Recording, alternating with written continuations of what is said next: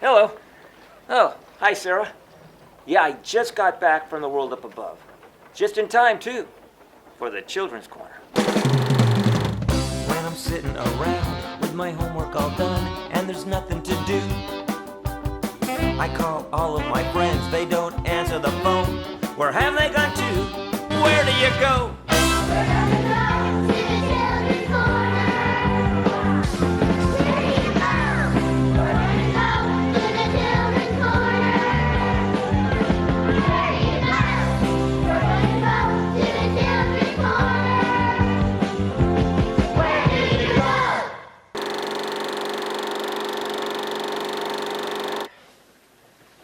Okay. Can hardly wait to try that recipe that Royce gave me. Alright. Here's our waffle iron.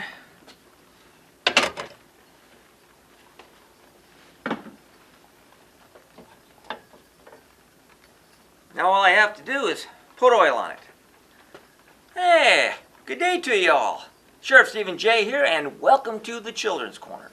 As you can see, I'm going to try to take a stab at making waffles.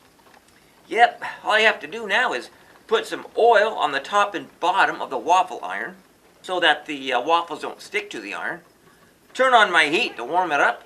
Then I get my ingredients and put them all in a big bowl, mix them all up so they're nice and smooth, pour the batter in, close the lid, and when the bottom part is cooked, I flip it over, it cooks the other side, and I have perfectly made waffles. Well, I'm not a cook, so we're going to see if they come out perfectly made. And I have ingredients right here for the batter. I got this from our Alphabet Chef Royce earlier today. Here we go. 2 eggs, 2 cups flour, 1 3/4 cups milk, 1/2 cup vegetable oil, 1 tablespoon white sugar, 4 teaspoons baking powder, 1/4 teaspoons salt, and 1/2 teaspoons vanilla extract. And let's not forget, when all is said and done, we're going to cover these waffles with that sweet, pure maple syrup. And I'm not talking about the fake stuff. I'm talking about the real maple syrup. Matter of fact, let me go get some. I'll show it to you right now. Hold on.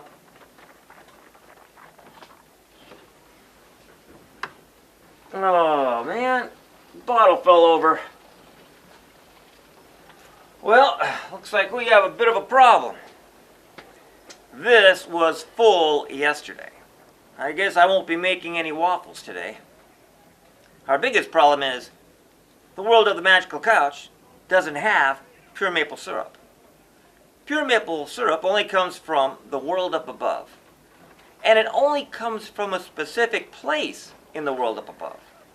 And that would be the northern east coast of North America. Oh, that was good. They won't feed me? I'll feed myself. Uh-oh. I think I'm getting a sugar rush. So I guess I'm going to have to be going up into the world up above to get more maple syrup. And I was going up there anyway. While I'm up there, I guess I could stop by the Kinney Sugar House and pick up some maple syrup. Maybe even some of Mary Ann's maple sugar candy. Yeah. I'm going to go by the Aldemere Farm as well. And if my friend Sarah is in, she can explain all this a lot better than I can. So, let's get going.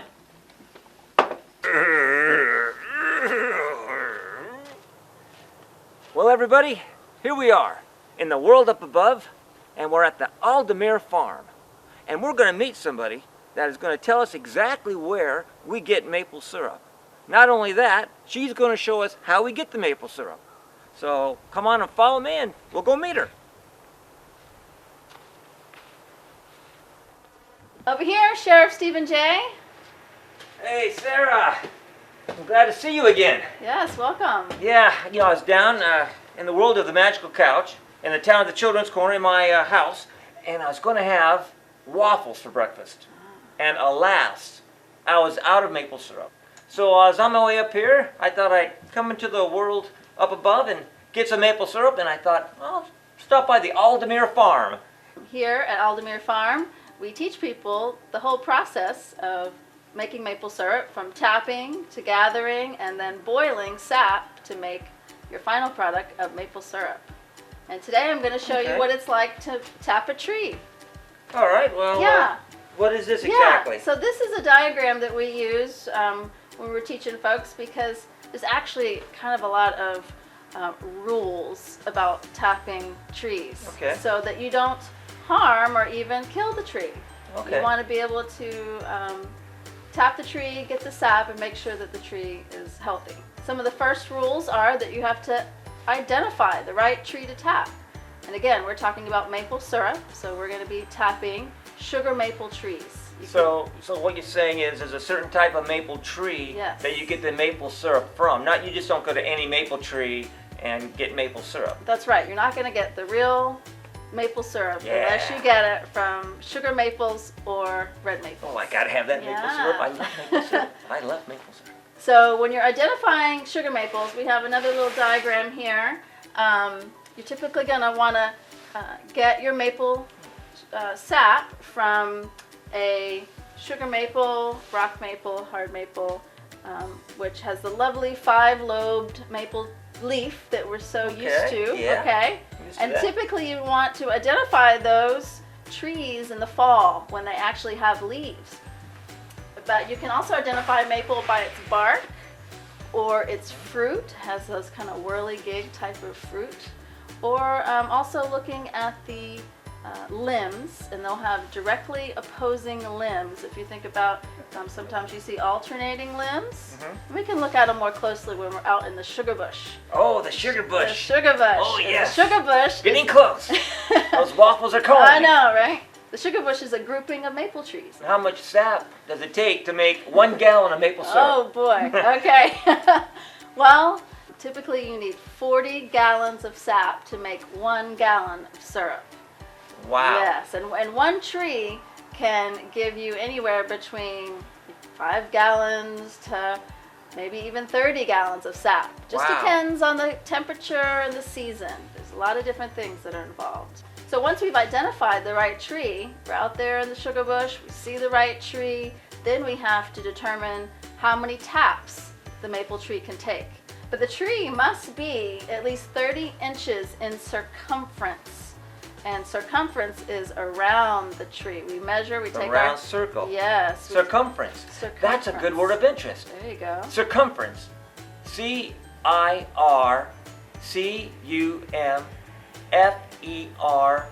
C-I-R-C-U-M-F-E-R-E-N-C-E. Circumference. Circumference. Meaning the length of a line that goes around something that makes up a circle or round object. In order for the tree to take 1 tap, you need 30 inches in circumference. Okay. If the tree is 54 inches or more, it can take 2 taps, or it can take 3 taps if it's 72 inches or more. And we typically do not put more than 3 taps in a tree. How many years can you tap a tree? Well, I just read the other day that there's even been trees tapped for 100 years. We have to stay away from old tap holes. So when we're over in the sugar bush, you're going to see some maple trees that have little round scars from their taps from previous years. And we want to stay away from those. We want to drill no closer than 6 inches from each side of an old tap hole, and no closer than 2 feet above or below an old tap hole. And typically we want to stay away from sort of any kind of blemished bark. If you see here, we wouldn't want to tap inside, any kind of scar there. And typically want to tap around 3 to 4 feet high if you can. Okay. That's where you're going to get the best flow, and that's what's happening. Sap is flowing through the trees. You want your temperatures to be below freezing at night and above freezing about 40 degrees during the day in order to have the prime conditions for the sap to be flowing well. Maple sugaring season is typically only 2 to 3.5 weeks long. Wow. And so that's, not only is the process of making maple syrup intensive as far as tapping and boiling, but it's such a short season. So that's those are some of the reasons why you might pay a little more for your real yeah. maple sugar. You know what? I love maple syrup, and I will That's pay. right. I will pay. So it says down here, cover your bucket. So I take it you Yes. put buckets under the tree. Yeah, so we're going to be drilling in the tree just like this image here, and we have this is the top of a bucket here that actually has this piece here that may be a word you've never heard before, but this is called a spile. Spile. Spile. And S-P-I-L-E, spile. Yes. Right here. Yeah, That- and and you see there's a that's- hole there. Nice. Oh, and I get we'll you. tap. This is you can also call it a tap, and we'll tap this into the tree, and the sap will flow through that hole, and it will come out here. There's a little drip area. And Oh, nice. And this will sit right on your bucket, and fun. this will cover your bucket to keep out leaves and dirt and bugs. Well, I'm ready. Me too. I'm ready. I'm All right, ready. I'll follow you. Where are we going? All right, we're going to the sugar bush. Okay, where's the sugar bush? We're going that way. That way. All right. I'm following you after you. All right. Well, everybody, here we are. We're at a maple tree, and Sarah here is going to show us how to tap the maple tree. Isn't that right, Sarah? That's right. So what kind of maple tree is this? This is a sugar maple. So Tell we're us. here in a stand of maple trees. Again, we're out in the sugar bush. And this is a tree that I would say might take maybe 1 or 2 taps, but we need to measure the circumference of the tree in order to determine that. The roundness. The roundness, yes. We Gotcha. do know that this is a maple based on the bark. You get this kind of long, stringy bark like this. And we see old tap holes that we have tapped this tree for many years. So we're at the right tree, which is a great start. So what we're going to do is we're going to take our measuring tape, and I'm going to get you to reach around Sure. here. And All we're right. going to measure around, I'm going to guess here from the bottom of the tree up here to about 3 feet, okay? I see that it is 4 feet, about 4 feet 5 inches, okay? And so, since we know how much a foot is, then I believe A this foot is what? 12 inches. That's right. Yeah, 1 foot equals 12 inches. yes. That's correct. So 4 feet is 48 inches, right? Plus 5 more inches, 48, 49, 50, 51, 52, 53. Okay, Is that right? is that right? That's right. That's right, excellent. So this tree could take 2 taps if we wanted to. Cool. Yeah. We're gonna put in 1 tap Okay. with our neat spile and our bucket. Or spile. Yeah, we're gonna drill a hole, and again, this will sit right in the tree. We're gonna drill about a 2-inch hole. Sounds Okay. great. Well, if you're going to be drilling, Yeah. I'm going to be moving. Okay. So I'll tell you what, you go ahead and do that, and I'm going to stand over here and watch you. Perfect. Great. So now I have my drill, all right, and I have a very specific drill bit that works with the size of my spile, and now I need to kind of choose the right area on the tree. So I think this area looks pretty good right here. So I'm going to take my drill, and I want to drill at an angle. I want gravity to help pull the sap down and drip down out of the tree. So we're going to drill at an angle. And I think that looks pretty good there.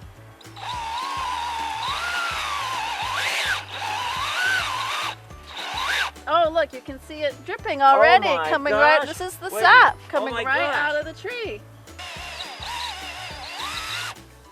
I can do this right. There we go. So you can see it's already dripping out. Oh, yeah.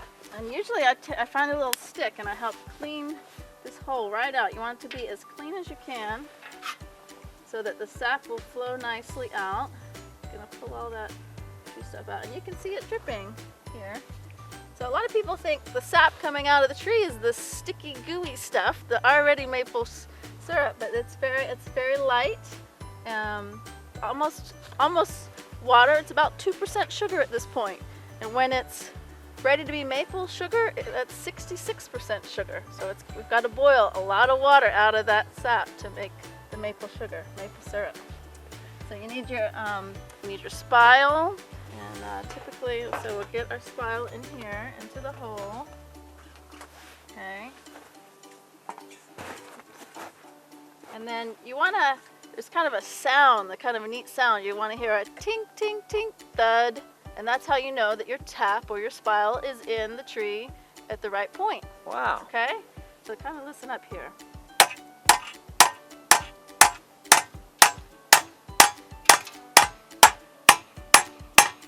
Kind of hear it's a little bit different sound. Oh, look, there it's Look dripping at out that. already. Look at that. Coming right out. That's a good sign. You know, your tap's in well. One of my first things I like to do is take a little taste of it, and it's nice and lightly sweet, not too much. And then one of the last things we need to do is to put our bucket here. Wait, just a minute. Okay. I gotta taste it. Here. Okay. All right. You know, I put the pink bag on the ground there. I almost tripped over it. Okay. There you go. Just lightly sweet. It's Very very, lightly sweet. Yeah, it's not like a sap. It's like No. really like water. It's like water. Yeah. Yeah, it is. Yeah. Wow, no wonder you gotta boil all that water Gotta out to get boil down all to that water sweetness. out. Wow. That's right. Okay, go So ahead. then we're gonna hook our bucket right on there. Make sure it's on there. And we talked about putting our lid. Now I notice you have another bucket over here. Yes. Is that full? I don't know. I haven't checked it yet. Let's go look at it. Let's go look. Let's Yeah. go look. It's this way. Yes, that way. Okay, we're going this way now. Well, everybody, we've walked on over to another tree that was tapped actually a couple days ago. And now Sarah is going to open up the top here, and we're going to see exactly how much sap was accumulated in 2 days. Sarah? Okay. So you've had the right weather conditions. So, oh, look at there. Oh, yeah. Almost half a bucket full. Excellent. And it's dripping nicely. That's exactly what you want to see. A nice steady drip from the tree. Well, you know what's amazing about this is the fact that it's clear. It looks just like water. It's really pretty amazing. So if you follow me on over to our next stop, we're going to show you exactly how we boil it down and get maple syrup. Thanks, Sarah. Appreciate you showing this to us today. You're welcome. All right, It's been and fun. yeah, and you know what? I'll see you next time I come up. Excellent. All right, take care. Bye. Bye-bye. It's good to see you again, Marianne. You too. Hey folks, well here I am. I'm at the Kinney farm and it's pretty noisy in here. We're inside the sugar house. And this here is Marianne Kinney. Isn't that right, Marianne? Yes. Yes, Marianne Kinney. And Marianne makes maple syrup from the maple sap that comes from the maple trees, the sugar maple trees. And she's going to tell us exactly how they take that sap and turn it into maple syrup. Now, you know, I heard that, we got that kind of loud because the machine's going, but I heard that you usually, on a smaller operation, the sap from the bucket, you would boil it down a few times, like 3 times to make it into syrup. Well, it depends on the equipment. If you have equipment that can do it in one shot, that's better. The longer it's on the heat, the darker it gets, and most producers want a lighter, clear syrup. The faster you get it on and off the heat, the better. You know, I know you have light, medium, and dark. Yeah. The way you get those different colors is based upon... It's a combination. It's a combination. It's the heat. The longer it's on the heat, the more the color will change. But it's also the quality of the sap. So early in the season, the sap actually has a higher sugar content than it does later in the season. I just left the Aldermere farm and I was talking to Sarah. And Sarah was showing me how you tap a maple tree. Yes. And you know how an apple orchard, a bunch of apple trees called an orchard, and I know I learned that the maple trees is called a bush. Yes. Exactly. How many trees do you have? We are tapping about 8,700 taps. We're almost 9,000 taps. Wow. Most of those are single tap trees. We have a very young sugar bush. So you're not like taking a bucket like she does and the No. sap goes into her bucket. How do you get all that sap into your sugar house?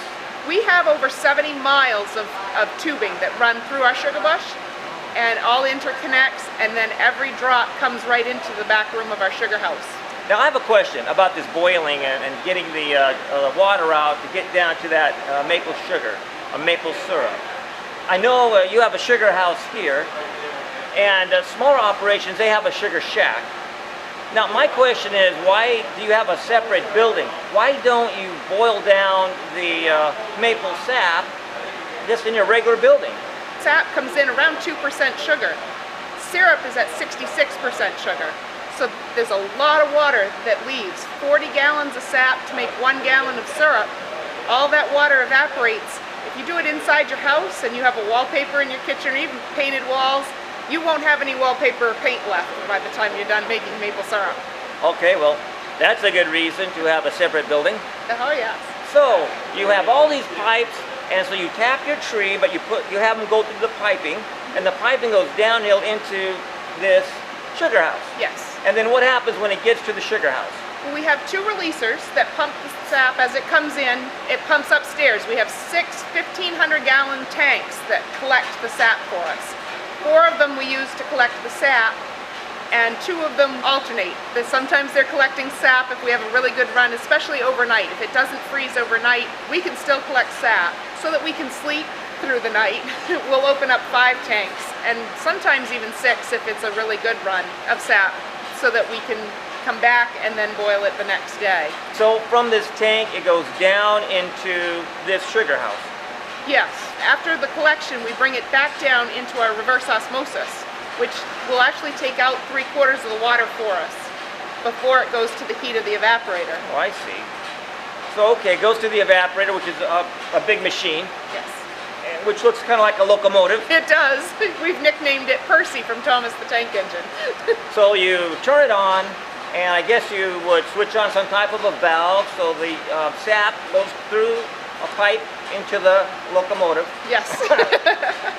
Yeah, we have all kinds of different pipes throughout our sugar house to connect those 6 tanks and our evaporator so that we can switch which tank comes directly to the evaporator. The concentrate from the reverse osmosis goes back upstairs into one tank and then comes back down into the evaporator where the sap gets boiled, and that's when the color change happens, because sap is clear like water. So yeah, I know, I saw some sap, it was amazing. So it comes into the pipe, and it goes into the locomotive, the evaporator machine, Yes. and then what happens? Our evaporator has 3 parts. We have a steam away where it preheats our sap, brings it to about 200 degrees. From there it goes down into the flue pan of our evaporator where most of the evaporation occurs. From there, the sap flows by convection. The heavier the liquid gets, it moves forward through the machine. And it goes into the syrup pan, and from there we filter it. How do you filter it exactly? Well, we have a filter press, which needs a filter aid. The filter aid is diatomaceous earth. Oh, I've heard of that. Yeah, and that is actually what does the filtering. We put the powder into the syrup, and the filter press takes all of that powder, and that's what actually filters the syrup. I see. And all that powder comes back out in the press, and then on the other side of the press we have beautiful, clear, amber, liquid gold. And then basically, then it dumps into barrels. Yep, as we boil it down, it all goes into 40-gallon stainless steel drums, which we then, because they're packed hot, it's coming off the evaporator at around 220 degrees, and we leave it until we need to either bottle it into syrup or make our candy or our cream or sugar or... Well, let me stop you right there. Let's Sure. talk about the candy. You make candy. We do. Okay, how do you make the candy? We make the soft candy, or we call it molded maple sugar, and it's a process. We take finished syrup and we boil it down further. We're taking it to about 242 degrees, at which point we then take it off the heat and put it into a candy machine. So we can have the hot syrup in one part of the machine and then let a little bit at a time come out and get stirred. Because once you stir it, it becomes the candy, and we pour it into molds. We make well over 2 tons of candy a year Oh, in wow. our sugar house. We're not doing a small amount. We don't stir it in the pot and then just pour it into a mold. We have to stir just a little bit at a time, but we boil a big pot. We'll do So- about 1.5 gallons at a time. So that sounds amazing. So, do you have any of that candy, that finished product after you made the candy? We sure do. Okay, well, can we try some? Absolutely. All right, where is it? Where do we go? We're going to head right over this That way. Yes. That way. All right, let's go. Okay. Marianne, where's the candy? Right here. Oh, yeah. Thank you. Pure maple sugar candy. That was great. Thank you. And thank you everybody for joining us today, and we'll see you next time on the Children's Corner. Where do you go? We're gonna go to the children's corner. Where do you go? We're gonna go to the children's corner. Tell me, where do you go? We're gonna go to the children's corner. Where do you go? We're gonna go to the children's corner. Just where do you go?